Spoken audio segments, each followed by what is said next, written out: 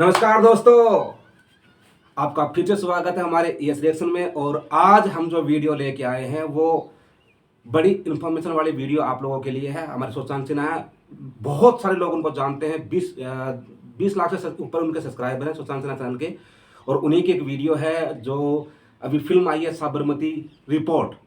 तो उसके बारे में वो कुछ बता रहे हैं कि वो फिल्म देखनी चाहिए या नहीं देखनी चाहिए। और मतलब इसमें जो मिक्सअप दिखाया गया है, जो जो कांड हुआ था गुजरात में, ये उसके ऊपर ये फिल्म बनाई गई है। बालाजी टेलीफिल्म्स की फिल्म है। तो चलिए देखते हैं मिलकर सुशांत सिन्हा इस बारे में क्या कहते हैं। और आप भी समझिएगा कि वास्तव में सुशांत सिन्हा जो कह रहे हैं क्या वो सही है, और सही है तो क्या हमें फिल्म देखने जानी चाहिए या नहीं देखने जाना चाहिए। तो देखते हैं इस वीडियो में।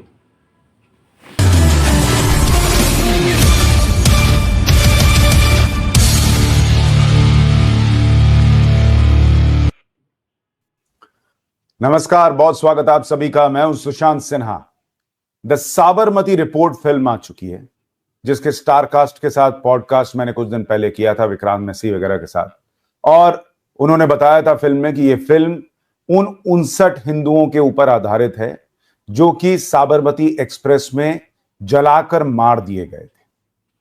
जलाकर, किसी ने उनकी बात नहीं की। आज तक बहुत सारे लोगों को इसके बारे में पता भी नहीं है। सीधा गोधरा में दंगे हुए, वहां अल्पसंख्यकों के साथ क्या हुआ ये बात तो होती है, लेकिन पहली बार किसी फिल्म में वो दंगे शुरू क्यों हुए, क्या हुआ था उसके पहले, ये दिखाने का प्रयास उन्होंने किया, ये उन्होंने कहा था। और मैंने ये सोचा हुआ था कि मैं फिल्म देखने जरूर जाऊंगा, और अगर फिल्म में झूठ होगा, फिल्म में प्रोपेगेंडा होगा, तो मैं उसे एक्सपोज करूंगा।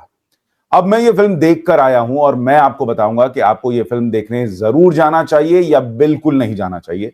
अमूमन मैं फिल्म के रिव्यू नहीं करता, लेकिन फिल्म के बारे में बताना कुछ चीजें आपको जरूरी हैं, इसलिए मुझे लगा ये वीडियो जरूर बनाना चाहिए और आपको बताना चाहिए।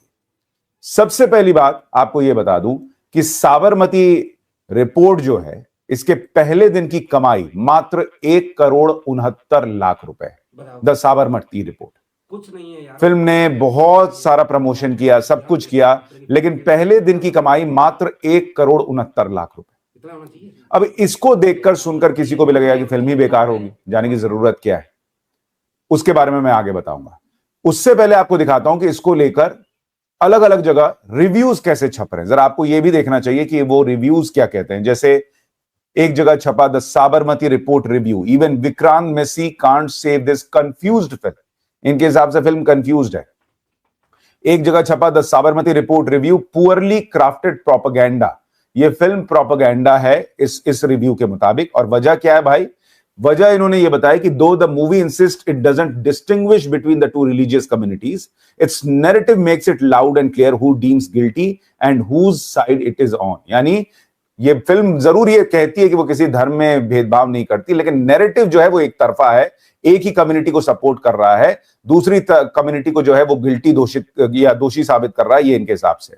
Where the minority is the face of stone pelting, mischief mongering, पड़ोसी मुल्क चीयरिंग, टेररिज्म, ब्रीडिंग और aggression, the rest are either victims और an opposition plotting against those in power. यानी जो वहां पर साजिश करता है वो दिखाए गए हैं कि भाई वो स्टोन पेल्ट करते हैं, पत्थर चलाते हैं, मिसचीफ मॉन्गरिंग करते हैं, पड़ोसी मुल्क अगर पाकिस्तान जीतता है तो उस पर खुश होते हैं, टेररिज्म की जगह है वो। It's what makes the script short lived about the conscience before it goes back to its appeasing ways, both the timing of its release amidst the hustle of election and its lopsided tone resisting any room for nuance or doubt, opens with chants of Ram Ram and concludes with chants of Ram Ram against a visual of the newly constructed Ram Mandir। मतलब आखिर में film जो है वो चूंकि जहां पर विक्रांत मैसी अपनी बात कह रहा है, वहां पे बैकड्रॉप में राम राम राम राम चल रहा है, तो इसलिए वे फिल्म प्रोपेगेंडा हो गई।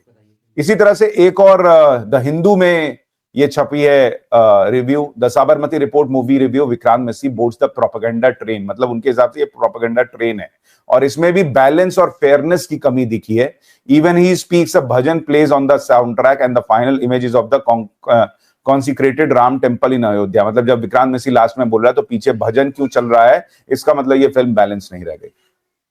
अब एक तो जिस तरह के रिव्यू लिखे जा रहे हैं, इस फिल्म को प्रोपेगेंडा फिल्म बताया जा रहा है, आप उसी से समझ सकते हैं कि ये फिल्म इसका मतलब सही बनी हुई है। अभी मैंने जो देखा वो तो बताऊंगा, लेकिन मैं जो बात बार बार कही जाती है कि सरकार किसी की भी हो, सिस्टम तो हमारा है। वो सिस्टम आज भी पत्रकारिता में भी घुसा हुआ है, और वही सिस्टम अगर इस फिल्म को नीचे खींचना चाह रहा है कि ये प्रोपेगेंडा फिल्म है, इसमें बैलेंस नहीं हुआ, इसमें हिंदुओं को विक्टिम दिखाया, मुसलमानों ने किया ये दिखाया, तो इसका मतलब इनको अगर प्रोपेगेंडा लग रहा है, इसका मतलब फिल्म जो है वो सच्ची है। ये तो पहला सबूत। इसलिए फिल्म आपको देखने जरूर जाना चाहिए। जब कोई इकोसिस्टम, स्पेशली वो इकोसिस्टम जो देश विरोधी है, अगर वो फिल्म को नीचे खींच रहा है, इसका मतलब फिल्म के लिए ये सबसे बड़ा रिव्यू है कि बहुत इसको तो देखना ही चाहिए। अगर ये चाहते हैं कि नहीं देखो, इसका मतलब इसमें कुछ ऐसा है जो जरूर देखना चाहिए देश को। तो इकोसिस्टम लगाया फिल्म को नीचे खींचने में, ये तो पहली बात। अब मैं आपको बताता हूं मेरी राय क्या है। मैं खुद इस फिल्म को देखने गया था क्योंकि मुझे लग रहा था कि बॉलीवुड में चूंकि उनको एक सो कॉल्ड सेक्युलरिज्म का कीड़ा रहता है, तो क्या वो कीड़ा जो है वो इस फिल्म की सच्चाई को तो नहीं खा गया दीमक की तरह। मैं इस फिल्म को देखकर आया और मैं आपसे कह सकता हूं कि ये फिल्म आपको सिर्फ और सिर्फ इसलिए नहीं देखनी चाहिए कि भाई वहां पर साबरमती एक्सप्रेस में क्या हुआ था ये पता चलेगा। ये फिल्म आपको जरूर 100% देखनी चाहिए, इसलिए भी क्योंकि जो 2002 में हुआ था वही 2024 तक हो रहा है बॉस, और आगे 2047, 48, 50 सब समय होता रहेगा अगर आप इस फिल्म को देखकर सीखेंगे नहीं। तो ये फिल्म इज अ मस्ट। इस फिल्म को जरूर देखिए। इस फिल्म में कुछ जगहों पर थोड़ा आपको ऐसा लगेगा कि जबरदस्ती का सेक्युलरिज्म आया है, लेकिन उससे फर्क आपको नहीं पड़ना चाहिए क्योंकि फिल्म के फैक्ट्स जो है ना वो इंटैक्ट हैं। इस फिल्म को आपको जरूर देखना चाहिए क्योंकि इस फिल्म में पहली बार आपको यह दिखाया और बताया गया है कि किस तरह से नेता और पत्रकार का जो नेक्सस है वो काम करता है। असली गोदी मीडिया क्या होता है वो आपको इस फिल्म को देखकर समझ में आएगा। क्यों इन लोगों ने गोदी मीडिया का नैरेटिव गढ़ा, क्यों ऐसे पत्रकार जो राष्ट्र की बात करते हैं, जो फैक्ट्स सामने रखते हैं, उनको गोदी मीडिया बुलाया गया। मैं बार बार कहता हूं वो गोदी मीडिया इन लोगों का एक्चुअली एक पर्दा है जिसके पीछे ये जाकर छिपते हैं क्योंकि इनके पास फैक्ट्स नहीं होते। जैसे इस फिल्म में विक्रांत मैसी ने सवाल पूछे हैं, वैसे कुछ सवाल जब पूछे जाएं तो क्या करो, तो उसका सीधा सीधा हिसाब यह है कि भैया सामने वाले को गोदी मीडिया बोल दो और उसके बाद छुप जाओ उसके पीछे। क्योंकि एक पत्रकार जब सच्चाई दिखाता है, फैक्ट दिखाता है, तो जवाब फैक्ट से मिलना चाहिए, जो कि ये लोग नहीं देते। तो असली गोदी मीडिया कैसा होता है, क्यों उन 59 हिंदुओं की बात नहीं हुई, कार सेवकों की बात नहीं हुई जो अयोध्या से आ रहे थे और उन्हें जलाकर मार दिया गया। और ये कोई हवाई बात नहीं है बॉस, इसमें कन्विक्शन हुआ है, इसमें लोगों को सजा हुई है कि उन्होंने जलाकर मारा। तो कोई ऐसी झूठी और अफवाह वाली बात आपको नहीं बताई जा रही है इस फिल्म में। जो है वो फैक्ट बेस्ड है, जो अदालतों में प्रूव हुआ है कि तेल डालकर जलाया गया, जिसमें 59 लोगों में महिलाएं और बच्चे थे। जिन लोगों को जो ये रिव्यू लिख रहे हैं कि अगर विक्रांत मैसी कोई डायलॉग बोल रहा है लास्ट में और उसमें पीछे राम राम राम राम क्यों चल रहा है, उनको यह समझ में नहीं आता कि वो सारे राम सेवक थे जिन्हें जलाकर मार दिया गया। और वो इसलिए नहीं मारे गए थे कि वो साबरमती एक्सप्रेस में बैठे थे, वो इसीलिए मारे गए थे क्योंकि वो अयोध्या से आ रहे थे। उनका राम से क्या कनेक्शन था वो भूल जाएं, सिर्फ इसलिए क्योंकि इनको बैलेंस करना है। और जो वो गोधरा पर फिल्में बनी उसमें बैलेंस का तराजू कहां चला जाता है, उस वक्त बैलेंस का तराजू कहां जाता है। तब नहीं समझ में आया था कि यार गोधरा में हिंसा हुई वो दिखा रहे हैं, उसके पहले क्या हुआ जरा वो भी दिखाते थे, तब तराजू लेके नहीं घूम रहे थे ये लोग। घटना तो ये शुरू हुई है, तो पीछे वाले दिखे, पहले वाला छोड़ दिया। सोचिए इस देश में यही चल रहा है, चल रहा था, चल रहा है। और इनको तकलीफ यह है कि 2014 के बाद हमारे जैसे कई पत्रकार इसी तरह से आकर जब सवाल पूछते हैं जैसे विक्रांत मैसी ने किया है, तो इनको दिक्कत होती है।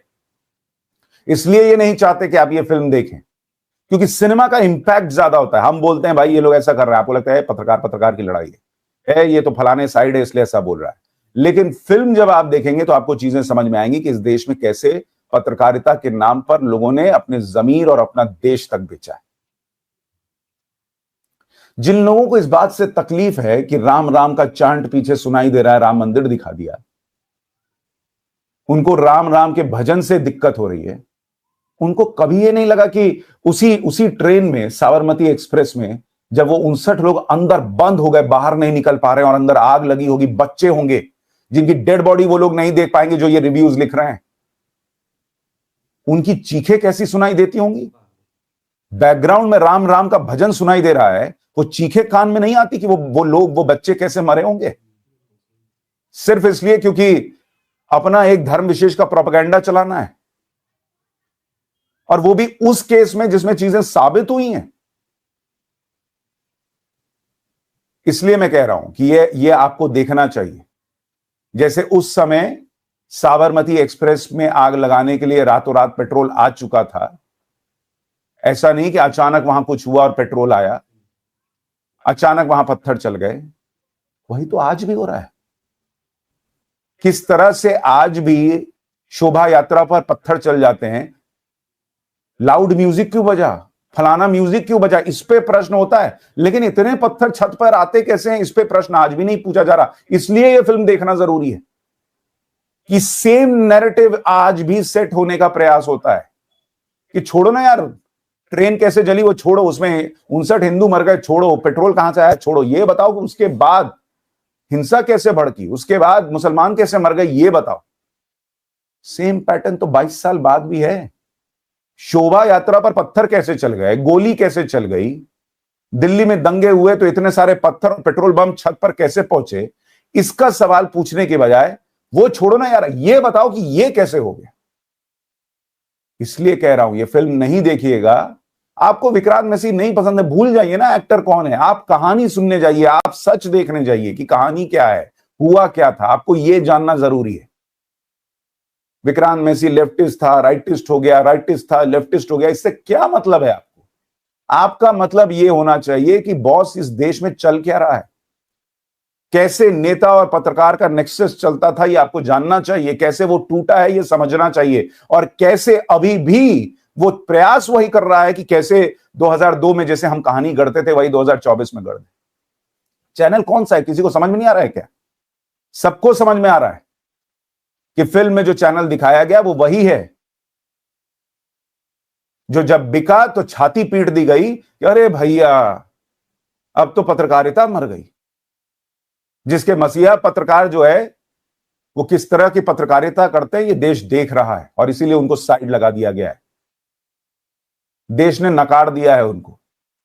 और मैं तो वहां काम कर चुका हूं, मैंने तो चीजें सामने से देखी हैं। एक फेसबुक पोस्ट लिख दो कि नरेंद्र मोदी को अभी तक तो कोई सजा नहीं हुई, तो कैसे फलाना भाई साहब जो है वो एंकरिंग में बोले जा रहे हैं कि नरेंद्र मोदी जैसे दोषी हो, तो नोटिस आ जाता था बॉस।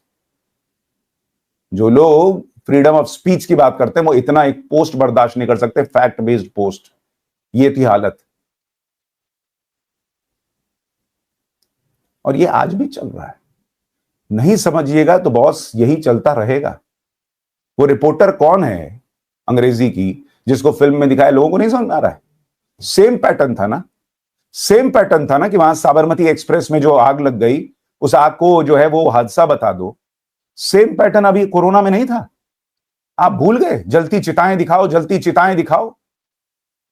ये मत बताओ कि दुनिया में हो रहा है इतना बड़ा संकट, दुनिया ने नहीं झेला।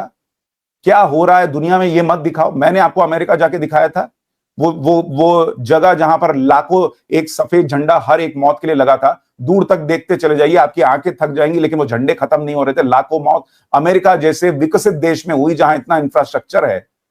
वो मत दिखाओ। लेकिन मोदी को गाली देना है तो जलती चिताओं के सामने बैठ जाओ और वहां से दिखाओ कि देखिए चिताएं जल रही हैं। लोगों को नहीं पता था चिताएं जल रही हैं, लोगों को नहीं पता था कि उनके अपने मर रहे हैं, लोगों को नहीं पता था कि देश में संकट है।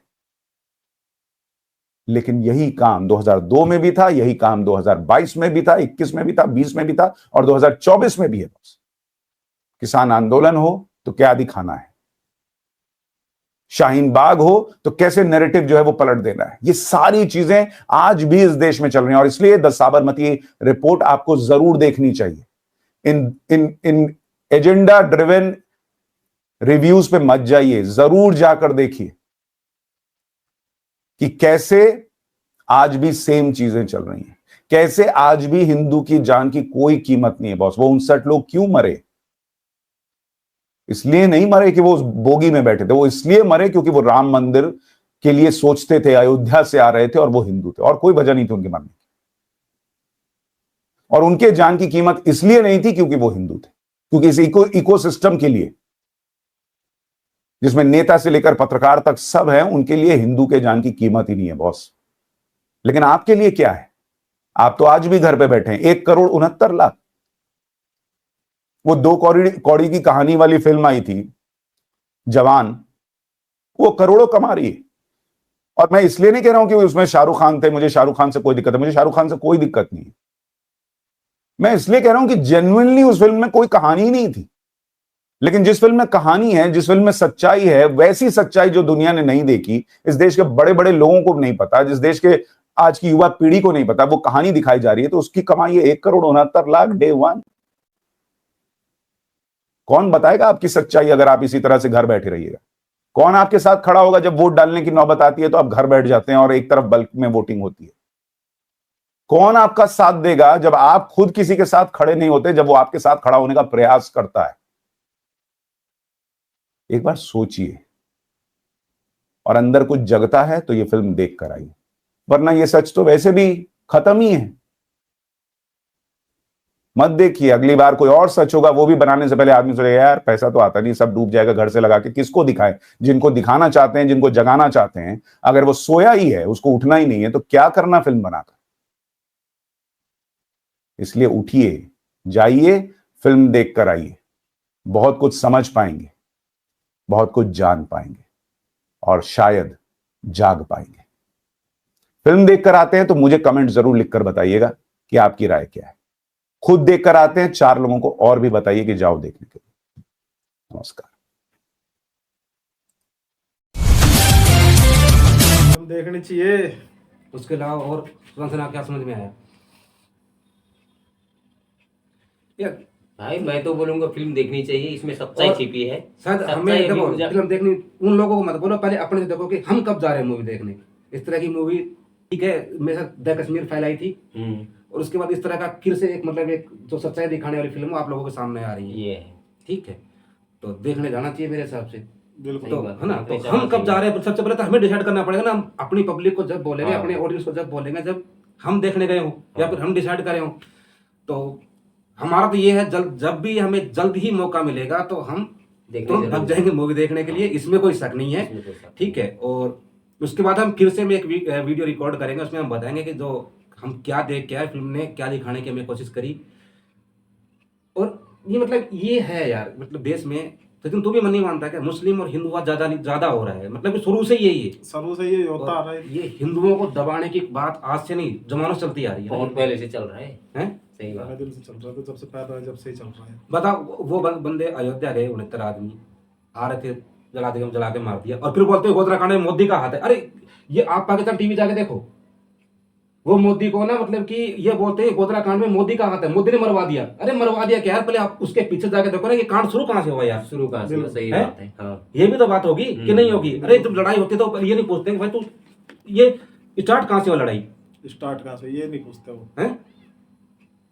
बात तो वही से निकल के आएगी ना कि भाई क्या हुआ था एक्चुअल में, और वो इन्होंने दिखाने की कोशिश करी तो लोग बोले प्रोपेगेंडा है फिल्म।